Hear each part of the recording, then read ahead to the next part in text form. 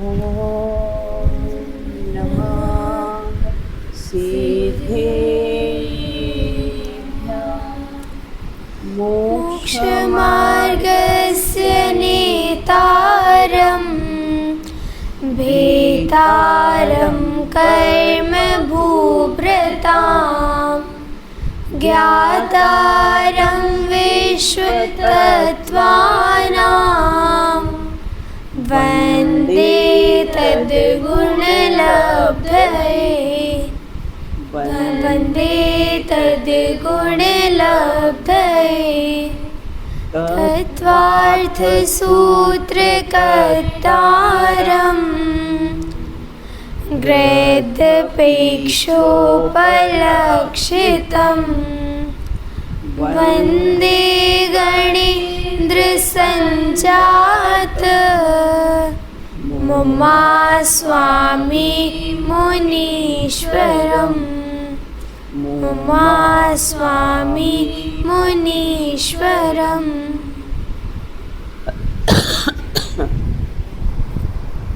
अपनी चर्चा यहाँ पर तत्वार्थ सूत्र ग्रंथ के माध्यम से 5वें अध्याय प्रकृति के सीधे चर्चा पर प्रारंभ की। इसके पूर्व में हमने चर्चा की थी 11वें सूत्र पर अपनी चर्चा चल रही है, जिसमें प्रॉब्लम आ रही है। 11वें सूत्र, परमाणु और प्रदेश में क्या अंतर पाया जाता है? परमाणु और प्रदेश में क्या अंतर पाया जाता है? हाँ बताओ बेटा, अदिति बताइए। परमाणु अपने स्कंद से अलग हो सकता है, किंतु प्रदेश अलग नहीं हो सकता। उनमें केवल बुद्धि से प्रदेश विभाग की कल्पना की जाती है। मतलब हमने बुद्धि से विभाग की कल्पना की जा सकती है। क्या अर्थ है? जैसे गधे के सींग होते हैं बेटा, गधे के सींग होते हैं या नहीं, लेकिन कार्टूनिस्ट गधे के सींग को बना सकता है। कल्पना तो की जा सकती है ना, उगाया नहीं जा सकता है, लेकिन कल्पना उसी प्रकार से यहाँ एक अपनी बुद्धि से परमाणु प्रदेश अलग कैसे हैं हो सकता है, किंतु प्रदेश को अलग नहीं किया जा सकता है। सिर्फ हम अपनी कल्पना से ज्ञान में कैसा है अलग कर सकते हैं।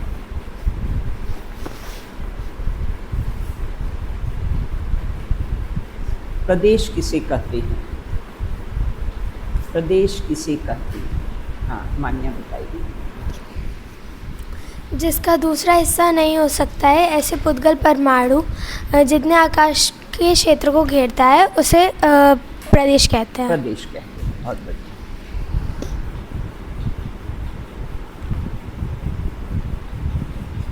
धर्मादि द्रव्यों का आधार आकाश द्रव्य है, तो आकाश द्रव्य का आधार क्या है? आकाश किसके आधार से रहता है? जैसे मैंने कहा ना, ये डस्टर है वो टेबल के आधार से, ये टेबल है फ्लोरिंग का, लेकिन फ्लोरिंग किसके आधार से है ना? उसी प्रकार से धर्मादि द्रव्य रहते हैं, लेकिन आकाश किसके आधार से रहता है? हाँ अंशी बताइए। आकाश द्रव्य का कोई आधार नहीं है, क्योंकि वह स्वयं ही स्वप्रतिष्ठ है। हाँ बहुत बढ़िया, उसका कोई आधार नहीं, तो वही सबको आधार देता है ना, तो वो तो कैसा है? स्वप्रतिष्ठित है। लोक और अलोक दो भेद करें ना, लोकाकाश, इसको विभाग करने वाले कौन से द्रव्य हैं? हाँ बताओ प्रियांशी। धर्म अधर्म आदि 5 द्रव्य जितने आकाश प्रदेश में फैले हुए हैं वह लोकाकाश हैं। शेष उससे अलग अलोकाकाश हैं। लोक और अलोक के विभाग में धर्म और अधर्म आदि 5 द्रव्य कारण हैं। हाँ, ये धर्म अधर्म द्रव्य लोकाकाश में किस तरह रहते हैं? धर्म और अधर्म द्रव्य लोकाकाश में किस तरह रहते हैं? हाँ नमी बताइए। धर्म और अधर्म लोकाकाश में तेल की तरह रहते हैं। हाँ, जिस प्रकार तिल में तेल समाये, पूरे उसमें तिल में तेल रहता है ना, इतनी सी तिल हो लेकिन उसमें सब में कैसा पूरा तेल, उसी प्रकार से धर्म अधर्म द्रव्य पूरे लोकाकाश में फैले हुए हैं। इतनी अपनी चर्चा हो चुकी थी। आज अपन 14वें सूत्र पर अपनी चर्चा प्रारंभ करेंगे। पहले सूत्र पढ़ते हैं। एक प्रदेशादिषु एक प्रदेशादिषु एक प्रदेशादिषु एक प्रदेशादिषु एक प्रदेशादिषु एक प्रदेशादिषु भाज्यः भाज्यः भाज्यः भाज्यः उद्गलानाम् उद्गलानाम् उद्गलानाम् उद्गलानाम्। चलो पढ़िए, कंटिन्यू। एक प्रदेशादिषु भाज्या उद्गलानाम्। एक बार और, हाँ। एक प्रदेशादिषु भाज्या उद्गलानाम्। चलो पढ़ो। एक प्रदेशादिषु भाज्या उद्गलानाम्। याद बहुत अच्छा उपयोग किया करो। अगर स्मरण शक्ति अच्छी है ना तो कैसा है कि याद कर लेना बेटा। 5वां 6वां और 7वां अध्याय कैसे बस रोज एक 5 मिनट पढ़ लिया कर तो याद हो जाएगा, है ना। अपना अच्छा कंठपाठ में काम आ जाएगा आपको, है ना। तो सभी लोग बेटा कोशिश करो बेटा, है ना। इसको रोज़ 5 मिनट पढ़ लिया करो बस, तो आपको याद हो जाएगा। तो अपना का एक सूत्र अपने को, है ना, कंठपाठ में आपकी तैयारी हो जाएगी। जब भी आपका होगा ना, अपना तो 12 महीना बेटा कंठपाठ चलता है। जब भी आपकी तैयारी हो जाए आप बोल दो, उनको पूनम बहन को बुला देंगे और वो कैसा है फिर सुन लेंगे। अब यहाँ ये कहते हैं एक प्रदेशादिषु, मतलब एक प्रदेश से लेकर, है ना। और भाज्या, भाज्या मतलब भाग करना, विभाग करना उसका। किसका? उद्गलानाम, अर्थात कैसा है पुद्गल का, है ना। पुद्गलों का अवगाह, अवगाह मतलब कैसा है जो पुद्गलों को स्थान देता है। तो कौन देता है? आकाश द्रव्य पुद्गलों को कैसा है स्थान देता है। तो पुद्गलानाम मतलब पुद्गल द्रव्य की अवगाहना। तो कहते हैं किस किस को अवगाहना देता है? तो पुद्गल द्रव्य की अवगाहना लोकाकाश के एक प्रदेश आदि के विकल्प से होता है। अर्थात परमाणु का अवगाह कितने आकाश के प्रदेश में रहता है? बोले आकाश के एक प्रदेश में। एक बेटा इधर इधर इधर आ, जब बस फेस पर वो आ रहा है। तो आकाश के एक प्रदेश में एक परमाणु का कैसा है अवगाह रहता है। लोकाकाश में पुद्गल द्रव्य के कितने प्रदेश से कितने प्रदेश तक रहते हैं? पूरे लोकाकाश में होता है इसमें। बोले यहाँ ये कहते हैं कि पूरे लोकाकाश में पुद्गल द्रव्य कितने प्रदेश से कितने प्रदेश तक रहते हैं? बोले लोकाकाश में पुद्गल द्रव्य एक प्रदेश से लेकर कैसा है संख्यात असंख्यात प्रदेश तक कैसा है रहता है। लोकाकाश का पुद्गल द्रव्य एक प्रदेश से शुरू किया ना, जैसे ये एक प्रदेश से शुरू किया तो कैसे संख्यात असंख्यात कैसे हैं, प्रदेश तक कैसे हैं, सारे पुद्गल परमाणु कैसे हैं, फैले हुए हैं, व्याप्त हैं और एक रूपी रहते हैं। तो कैसे होते हैं? एक रूपी रहते हैं। बंध को प्राप्त हुए खुले हुए 2-3 परमाणु का अवगाह कितने प्रदेशों में होता है? बंध को प्राप्त हुए खुले हुए 2-3 परमाणु का आकाश के 1, 2 और 3 प्रदेशों में क्या होता है? उसका अवगाह का आप अर्थ समझ गए। अवगाह मतलब स्थान, अवगाह मतलब कैसा है? स्थान है।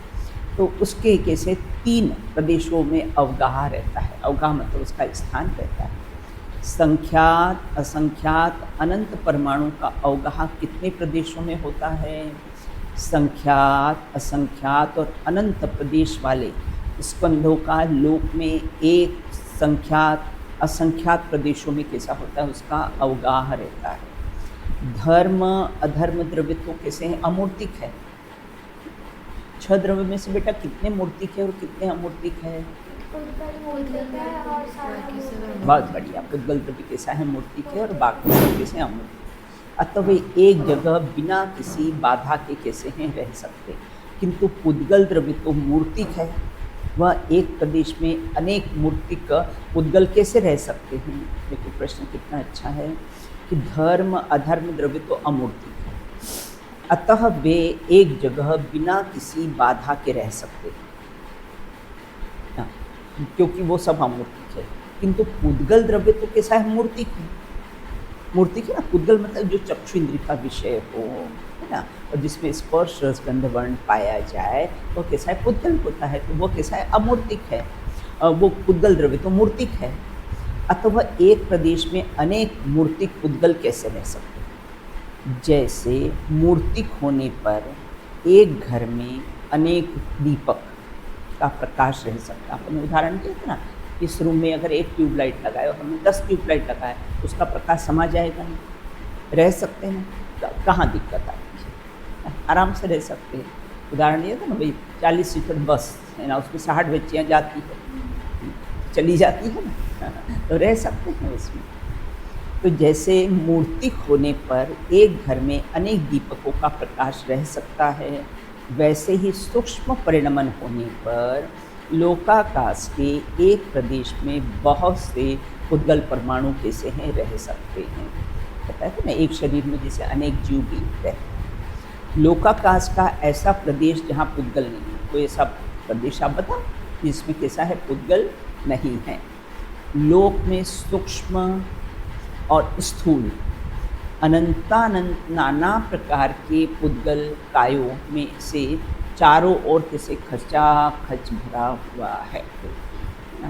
लोक में सूक्ष्म और स्थूल अनंतानंत पुद्गल काय चारों ओर खचाखच भरे हुए। देखा ना, अभी अपने को जैसे यहाँ डस्ट पूरी भरी हुई है, अपने को दिख रही है क्या? नहीं दिखती ना। अभी सूरज की रोशनी में देखेंगे ना तो बारीक बारीक बारीक बारीक डस्ट के पार्टिकल्स दिखेंगे। अभी हमको नहीं दिखाई दे रहे हैं यहाँ पर ना, लेकिन सूरज की रोशनी आएगी ना और फिर देखेंगे तो कैसा है, अपन ना जैसे कोई आती हुई रोशनी ऐसे दिखे ना, खिड़की में से ऐसे ऊपर से आती हुई रोशनी में कभी देखना तो बारीक बारीक बारीक बारीक आपको धूल के कैसे हैं पार्टिकल्स दिखेंगे। अभी भी दिख रहे हैं, और वैसे देखोगे तो नहीं दिखेंगे, और सूर्य की किरणों में कैसे हैं, दिख जाएंगे। तो जो लोक सूक्ष्म और स्थूल अनंतानंत नाना प्रकार के पुद्गल कायों से कैसा है, कि पूरा लोकाकाश कैसा है, भरा हुआ है। अब कहते असंख्य भागादिषु जीवानाम, पढ़ो, असंख्य भागादिषु जीवानाम, असंख्य भागादिषु जीवानाम। सरल है, पढ़िए एक बार, असंख्य भागादिषु जीवानाम। एक जन पढ़ लो, पढ़ो। असंख्य भागादिषु जीवानाम। अब कहते असंख्य, असंख्य मतलब असंख्यात, भागादिषु, भागादि भाग से लेकर, हमने विभाग किया ना, तो भाग से लेकर, और कौन, जीवानाम मतलब जीवों को अवगाहन। तो लोकाकाश के असंख्यातमें भाग आदि से जीवों की कैसा है, रहने का स्थान है, अवगाह है, उसको स्थान कैसा है, देता है। लोकाकाश के असंख्यात भाग आदि से जीवों का अवगाह है। लोकाकाश में जीव द्रव्य कितने प्रदेश से कितने प्रदेश तक व्याप्त होते हैं? बोले लोकाकाश में जीव सब, अपन सब जीव रहते हैं ना यहाँ पर, अत्र स्थावर सब जीव रहते हैं यहाँ पर। तो लोकाकाश के जीव द्रव्य कितने प्रदेश से कितने प्रदेश तक फैले हुए हैं? व्याप्त मतलब फैले हुए हैं। तो लोकाकाश में जीव द्रव्य लोकाकाश के असंख्यातमें भाग से लेकर संपूर्ण लोकाकाश में कैसे हैं, फैले हुए होते हैं। जैसे 1 रुपया हो ना, 1 रुपया का 1 पैसा उसका समझो असंख्यातवां भाग है ना, ताकि उससे भी और छोटे करे तो हो सकते हैं ना। लेकिन यहाँ ये कहते हैं उसी प्रकार से ना, जैसे शक्कर का 1 दाना हमने बोरी में भरा है ना, 1 दाना डाला है ना, लेकिन पूरी बोरी में कितने दाने आ गए, असंख्यात दाने आ जाते हैं। मतलब वो उस बोरी में असंख्यात दाने आ जाते हैं। उसी प्रकार कहते कि जीव जो होता है लोकाकाश में कहाँ पर रहता है, बोले उसके असंख्यात में भाग से लेकर कैसे संपूर्ण लोकाकाश में कैसा है, व्याप्त रहता है। तिल में तेल की तरह, दूध में घी की तरह। संपूर्ण लोकाकाश में जीव द्रव्य कब व्याप्त होता है, बोले जब जीव द्रव्य केवली समुद्घात करता है। आपने कहा जब केवली पूरे आत्मा के प्रदेश है ना, पूरे फैल जाते हैं। दंड, कपाट, प्रतर और लोकपूर्ण पूरे उसमें कैसे हैं, फैल जाते हैं। तो जीव जब केवली समुद्घात करता है तब उसके ये अपने आत्मा के प्रदेश है ना बेटा, निकल के ये पूरे उसमें व्याप्त हो जाते, पूरे उसमें कैसे फैल जाते। मूल शरीर को नहीं छोड़ते, मूल शरीर को नहीं छोड़ते, पूरे कैसे हैं, फैल जाते हैं। तो जब जीव केवली समुद्घात में संपूर्ण लोकालोक में व्याप्त होता है, फैलता है, तब कैसा है, जीव के प्रदेश कैसे संपूर्ण लोकालोक में फैल जाते हैं। यदि लोक के एक असंख्यात्मय भाग में जीव रहता है तो अनंत जीव राशि लोकाकाश में कैसे रह सकती है, वही प्रश्न है। जैसे जीव असंख्यात्मय भाग में रहता है, अब जीव तो अनंत जीव राशि तो कैसी बहुत है, अनंत है, तरह से स्थावर मिला देना तो अनंत हो जाते हैं। तो अनंत कैसे रह सकते हैं। जीव दो प्रकार के होते हैं, सूक्ष्म और बादर। तो कैसे ये पृथ्वी, जल इत्यादि है ना, इसमें सब बेटा सूक्ष्म जीव होते हैं। और बादर जीव किसको कहते हैं, जो स्वयं भी किसी से रुक जाए और दूसरों को भी रोक ले। जैसे अपने को यहाँ से निकलना हो ना, तो कैसे किसी ने गेट बंद कर दिया तो क्या होगा, अब हम वो निकल नहीं सकते। और कैसे स्वयं भी रुक जाए और कैसे दूसरों को भी रोक ले। लेकिन सूक्ष्म जीव कैसे होते हैं बेटा, है ना, जो स्वयं भी किसी से रुकते नहीं हैं और न किसी को रोकते हैं, है ना। जैसे अभी यहाँ है ना, तो अभी सूक्ष्म जीव तो यहाँ से भी कैसे आर के पार हो जाएंगे, उनको जाने में कोई दिक्कत नहीं होती है। तो इस प्रकार सूक्ष्म और बादर, सूक्ष्म जीव तो अपनी चक्षु इंद्रिय का विषय नहीं है ना, वो हमको तो दिखते नहीं। बादर, स्थूल बादर जीव एक जगह बहुत से नहीं रह सकते हैं, किंतु सूक्ष्म शरीर वाले जीव जितनी जगह में एक निगोदिया जीव रहता है, उतनी जगह में साधारण काय के रूप में अनंत जीव रह सकते। वनस्पति काय ना, साधारण काय है वनस्पति काय, तो उसमें रह सकते हैं निगोदिया जीव। निगोदिया जीव का जानते हो शरीर कितना होता है, ये अंगुल दिख रही है ना, अंगुल यहाँ से लेकर यहाँ तक, ये यहाँ से लेकर यहाँ तक, इसका असंख्यातवां भाग उसका शरीर होता है। निगोदिया जीव का इतना सूक्ष्म शरीर होता है। शरीर इतना छोटा और कैसा है, ज्ञान कैसा है, अनंतवां भाग। ज्ञान भी कैसा होता है, निगोदिया जीव का ज्ञान भी कैसा होता है, असंख्यात्मा भाग, इतना कम ज्ञान बेटा। फिर भी कैसे हैं, भरत चक्रवर्ती के जो जीव पुत्र थे ना, भरत चक्रवर्ती के पुत्र थे ना, निगोद से ही आए। तो बेटा इतना छोटा शरीर और इतना कम ज्ञान, जिसको पर्याय ज्ञान कहते हैं, कर्णानियोग की भाषा में इसको पर्याय ज्ञान कहते हैं। तो वहाँ बेटा क्या पुरुषार्थ किया, वहाँ से एक दो इंद्रिय की पर्याय में आए और फिर वहाँ से निकल कर कैसे हैं अपने मनुष्य पर्याय में आए, और यहाँ मनुष्य पर्याय में कैसा है पुरुषार्थ किया और मोक्ष चल गया। तो बताओ इतना कम ज्ञान होने पर भी ना कहाँ पुरुषार्थ किया होगा। वो दो इंद्रिय की पर्याय में इतना पुरुषार्थ किया है। दो इंद्रिय किसको बोलते हैं बेटा, लट इत्यादि है ना, लट आती होती है ना, लीन लट आदि होती है ना, तो वो सब कैसे दो इंद्रिय की पर्याय। अब उसमें बेटा पुरुषार्थ किया और वहाँ से निकल कर कैसे हैं मनुष्य पर्याय धारण की, और मनुष्य पर्याय धारण करके कैसे हैं फिर मोक्ष चले गए यहाँ से। तो कहने का तात्पर्य यह है कि ज्ञान में बेटा कोई कमी नहीं आती। उघाड़ के लिए कमी आ सकती है, लेकिन जो ज्ञान स्वभाव है उसमें किंचित मात्र भी कमी आती नहीं। तो इस प्रकार यहाँ ये कहते हैं बादर जीवों का शरीर कैसा होता है। बादर जीवों का शरीर प्रतिघात सहित होता है, क्योंकि स्थूल होता है ना, मतलब वो किसी से भी घात कर सके, कोई भी उनको घात कर सके ना। और कैसे सूक्ष्म जीवों की शरीर की क्या विशेषता पाई जाती है कि सूक्ष्म जीव यद्यपि शरीर है तो भी एक निगोद जीव में जितने आकाश के प्रदेश में रहता है उतने आकाश प्रदेश में अनंतानंत जीव रह सकते हैं। वे परस्पर में, आपस में, अन्य बाधा के साथ किसी बाधा को प्राप्त नहीं, सूक्ष्म जीव कभी बाधा को प्राप्त नहीं कर सकते। एक ही स्थान पर असंख्यात जीव रहते हैं, लेकिन कभी किसी को कैसे हैं बाधा पहुंचाते नहीं। एक जीव का अवगाह क्षेत्र कम से कम और अधिक से अधिक कितना है? अवगाह मतलब वो स्थान, एक जीव का अवगाह क्षेत्र, तो एक जीव का अवगाह क्षेत्र कम से कम लोक के असंख्यात में भाग प्रमाण। जैसे ये यहाँ से यहाँ तक है ना, अब इसके हम असंख्यात भाग करें बेटा, ये इतनी स्पेस है और इसके हम कैसे हैं असंख्यात में भाग करें। तो ऐसा जीव का अवगाहन कितना है?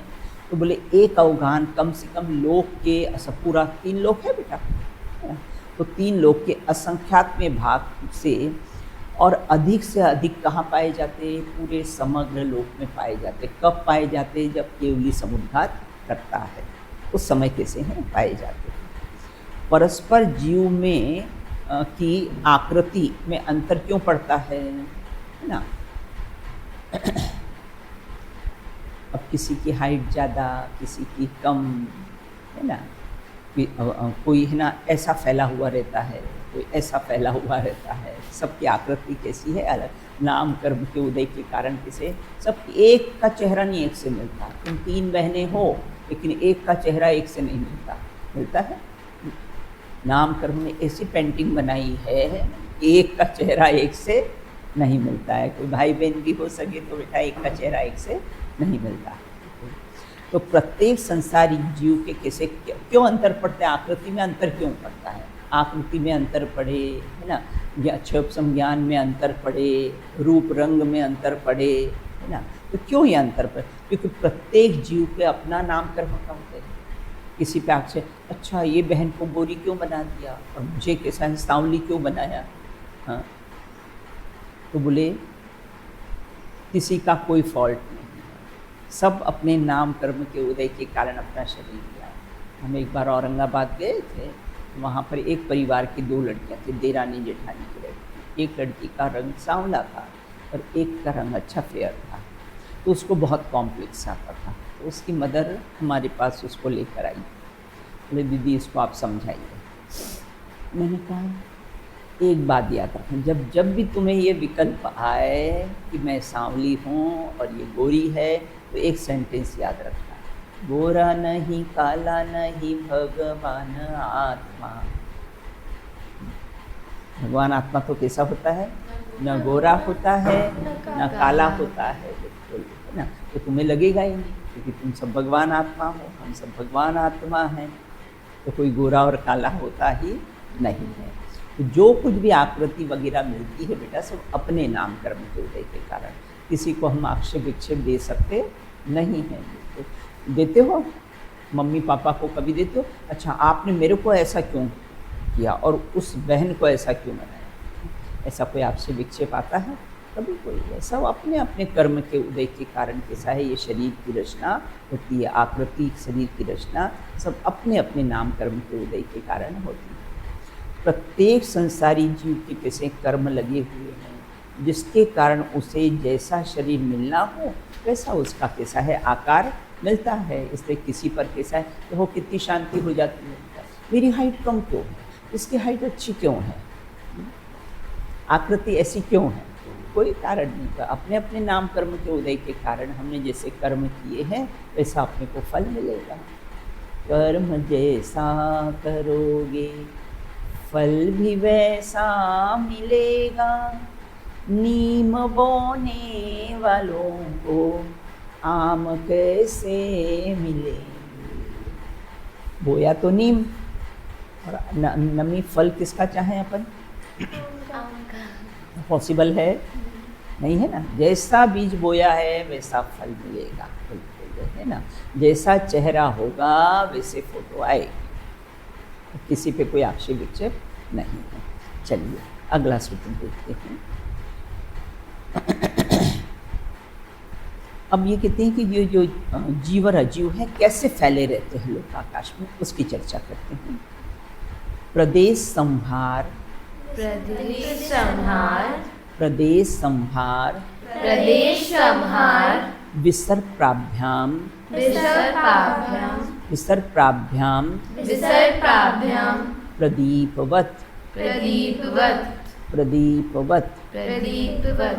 इसको कैसा पढ़ना? विसर्पाभ्याम, है ना? इसको कैसे? विसर्पाभ्याम, ऐसा पढ़ना। विसर्पाभ्याम। चलिए पढ़िए एक बार। प्रदेश संहार, विसर्पाभ्याम, प्रदीपवत। एक बार और बोलिए। प्रदेश संहार, विसर्पाभ्याम, प्रदीपवत। हाँ चलो प्रियांशु बोलो। प्रदेश संहार, विसर्पाभ्याम, प्रदीपवत। बहुत बढ़िया बोलो। अंशु पढ़ो। प्रदेश संहार विसर्पाभ्याम प्रदीपवत। हाँ विसर्पाभ्याम। इसमें पाभ्याम लिखा है, विसर्पाभ्याम लिखा है। विसर्पाभ्याम ना, ऊपर बिंदी है, या के ऊपर बिंदी है ना? बिंदी है ना, तो विसर्पाभ्याम। नहीं, प्रा की जगह पा लिखा है ना, विसर्पाभ्याम। हाँ हाँ हाँ बराबर बिल्कुल ना। तो अपन अभी क्या उच्चारण कर रहे थे? विसर्पाभ्याम बोल रहे थे, तो हाँ। विसर्पाभ्याम। हाँ विसर्पाभ्याम है, पा है वो बिल्कुल, पाभ्याम है। हाँ चलो फिर से एक बार बोल लीजिए। विसर्पाभ्याम। प्रदेश संहार, विसर्पाभ्याम, प्रदीपवत। अब यहाँ ये कहते हैं प्रदेश। प्रदेश अर्थात प्रदेश। संहार मतलब संकुचित होना, और विसर्पाभ्याम अर्थात कैसा है? फैलना। दो बात है ना। संहार मतलब संकुचित, और विसर्पाभ्याम उसका क्या है? विस्तार। मतलब कैसा है? संकुचित होना और फैलना। और किसके समान? प्रदीपवत। प्रदीपवत मतलब कैसे? दीपक की तरह। दीपक की लौ होती है ना बेटा, क्या होती है? कभी कैसे है? सिकुड़ती है, कभी कैसी है? फैलती है। अब यहाँ ये कहते हैं क्योंकि प्रदीप के समान, प्रदीप मतलब दीपक के समान, जीव के प्रदेशों का संकोच विस्तार। देखो जो संकोच विस्तार को प्राप्त होता है उसे प्रदेश कहते हैं। आगे परिभाषा आएगी। जो संकोच विस्तार को प्राप्त होता है उसे प्रदेश कहते हैं। इसी प्रकार दीपक में कहीं दीपक कैसे हैं? समा जाते हैं ना, और उसमें भी कैसा है? संकोच विस्तार होता रहता है ना। दीपक की लो जलती है ना, तो कैसी होती? कभी फैलती है, कभी सिकुड़ जाती है ना, प्रदीप के वक्त। तो उसी प्रकार से लोकाकाश के असंख्य प्रदेश में असंख्यात प्रदेशी अनेक जीव कैसे हैं? समा जाते हैं। उनको रहने में कैसी है? कोई वो आपत्ति नहीं है। तो क्योंकि प्रदीप के समान जीव के संकोच विस्तार, जीव में संकोच विस्तार नाम की शक्ति पाई जाती है ना। जैसे स्पंज में क्या होता है? संकोच। पत्थर में अगर हम हाथ से दबाएं तो उसमें संकोच विस्तार नाम की शक्ति नहीं पाई जाती है। वैसे पुद्गल में पाई जाती है, लेकिन एग्जाम्पल के लिए हमने जैसे स्पंज को हमने हाथ में दबाया तो कैसा फैलता और सिकुड़ता है, और लेकिन पत्थर फैलता सिकुड़ता नहीं। जैसे जीव में भी किसी संकोच विस्तार नाम की शक्ति पाई जाती है ना। इसी के कारण हाथी के शरीर में जाता हो तो क्या फैल जाता है, चींटी के शरीर में आत्मा जाएगा तो कैसा है? सिकुड़ जाता है। तो प्रदीपत होने के कारण लोकाकाश के असंख्य भागादिक प्रदेश जीवों का अवगाहन बन जाता है। असंख्यात प्रदेशी जीव लोक के असंख्यात में भाग में किस प्रकार से रहता है? बोले असंख्यात प्रदेशी जीव संकोच विस्तार के कारण लोक के असंख्यात प्रदेश में कैसा है? रहता है। अपने बहुत सारे उदाहरण दिए थे ना बेटा। जैसे 5 मीटर की साड़ी हो, एक छोटी सी पॉलीथीन में आ जाएगी, उसे संकोच विस्तार उसका होता रहता है। मतलब वो एक ढाका का मलमल आता है, वो इतना सॉफ्ट कपड़ा रहता है कि उसको एक अंगूठी में से अपन के साथ पूरा ऐसा निकाल लो उसे, तो संकोच विस्तार के कारण कैसा है? उसमें ऐसी शक्ति होती है। संकोच विस्तार शक्ति के कारण जीव किस प्रमाण हो जाता है? संकोच विस्तार शक्ति के कारण जीव कैसा है? शरीर प्रमाण हो जाता है। चींटी का, हाथी का, घोड़े का, जिसका, मनुष्य का, है ना, सब शरीर प्रमाण हो जाता है। संहार का अर्थ क्या है? हाँ, संहार का अर्थ संकुचित। देखो अपन जैसे दूध होता है ना बेटा, लिक्विड होता है ना, हम अगर ग्लास में डालेंगे तो क्या होगा? ग्लास के आकार का होगा। अगर हमने उसी दूध को कटोरी में डाला तो क्या होगा? कटोरी के आकार का हो जाता है। और विसर्प, विसर्प का अर्थ होता है फैलना। संकोच विस्तार किसमें होता है? संकोच विस्तार कैसा है? आत्मा के प्रदेशों में होता है। वह कैसा होता है? जैसे स्पंज में कैसे वो परमाणुओं में संकोच विस्तार होता है, उसी प्रकार से जीव के प्रदेशों में कैसा है? संकोच विस्तार होता है। जीव के सबसे बड़ी अवगाहना होती है ना, स्वयंभू रमण समुद्र में, स्वयंभू समुद्र में महामत्स्य होता है। तो सबसे बड़ा मगरमच्छ है, 1000 योजन लंबा, 500 योजन मोटा, मतलब उसकी चौड़ाई, और कैसा 250 योजन उसकी मोटाई। इतना बड़ा, इतनी उसकी अवगाहना होती है, इतना बड़ा कैसा है वो मगरमच्छ होता है। और जीव के फिर भी वो बेटा कुछ कुछ ऐसे सम्यक दृष्टि होते हैं मगरमच्छ, पंचगुण स्थान वर्ती सम्यक दृष्टि होते हैं।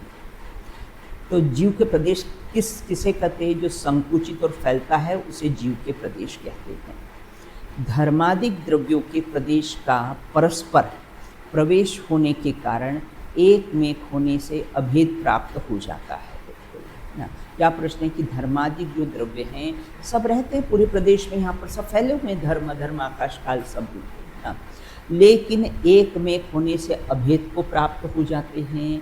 बोले नहीं, एक में एक साथ रहने पर भी किसी अभेद को प्राप्त नहीं है, क्योंकि परस्पर में संश्लेष संबंध। ये संश्लेष संबंध क्या है ना? संश्लेष संबंध किसे कहते हैं? जीव, देखो आत्मा और शरीर का संश्लेष संबंध नहीं है, एक क्षेत्रावघात संबंध है ना। अन्य गतियों में जाता है ना बेटा, तो क्या होता है? ये शरीर यहीं पर छूट जाता है, तो उनका एक क्षेत्रावघात। क्योंकि आत्मा और कर्मों का संश्लेष संबंध है, वो अन्य गतियों में भी साथ में जाते हैं। समझ में आया बेटा? संश्लेष संबंध किसे कहते हैं? जो आत्मा और कर्मों का संश्लेष संबंध है, जो कैसा है? अन्य गतियों में भी साथ में जाता है। लेकिन शरीर और आत्मा का कैसा संबंध है? शरीर और एक क्षेत्रावघात संबंध है। अभी है, मृत्यु होने के बाद कैसा है? आत्मा निकल जाता है, शरीर यहीं पर पड़ा रह जाता है। और लोग बाग कहते हैं ना कि आत्मा भटकता है, जैन धर्म के अनुसार आत्मा भटकता नहीं, तीसरे समय दूसरा शरीर वो प्राप्त हो जाता है, इसलिए कोई डरने की जरूरत नहीं है। तो नहीं, परस्पर अत्यंत संश्लेष संबंध हो जाने पर अपने अपने स्वभाव को नहीं छोड़ते हैं, इसलिए उनमें कैसा है? अभेदपना पाया जाता है। इस प्रकार से दूध में घी होता है ना, बिल्कुल अभेद रूप से रहता है, लेकिन वहाँ तो हम एक बार अलग कर सकते हैं, लेकिन इनको कैसा है? अलग कर सकते नहीं है। संकोच विस्तार जीव का स्वभाव है या कर्मकृत गुण है? ये जीव का स्वभाव नहीं है, हाँ, ये कोई नाम कर्मकृत कार्य। देखो अगर जीव का स्वभाव होता ना तो फिर क्या होता बेटा? सिद्धालय में जो सिद्ध परमेश्वर है फिर उनमें भी संकोच विस्तार होता, लेकिन वहाँ तो कैसा, एक बार जाके सीधे विराजमान हो गए तो हो गए बस। प्रतिदिन भावना भाना बेटा, सिद्धों की श्रेणी में आने वाला मेरा नाम है, जग के उन सब सिद्धों को मेरा नम्र प्रणाम है। पढ़ना नहीं पड़ेगा बेटा, संसार में रहोगे तो पढ़ना पड़ेगा। और अगर भगवान बन जाएंगे, अगर पढ़ना नहीं तो भगवान बनो, भगवान बनने के बाद पढ़ना नहीं पड़ेगा, है ना। तो संकोच विस्तार स्वभाव नहीं है, वो तो नाम कर सकते। सिद्ध परमेश्वरी में संकोच विस्तार होता है या नहीं? यदि नहीं है तो क्यों नहीं? सिद्ध भगवान में संकोच विस्तार नहीं होता है, क्योंकि शरीर नाम कर्म के कारण, शरीर नाम कर्म से सिद्ध भगवान, अब वहाँ तो शरीर का अभाव हो गया, नाम कर्म की प्रकृति का अभाव हो गया, इसलिए उनमें संकोच विस्तार होता नहीं है। तो इस प्रकार से अपने किसी की चर्चा की है। सूत्र आप पढ़ लीजिए। एक प्रदेशा एक साथ बोलो बेटा, प्रदेशादिषु भाज्या पुद्गलानाम् असंख्ये भागादिषु जीवानां प्रदेश संहार विसर्गाभ्यां प्रदीपगत। शेष चर्चा अपन किसी है बाद में।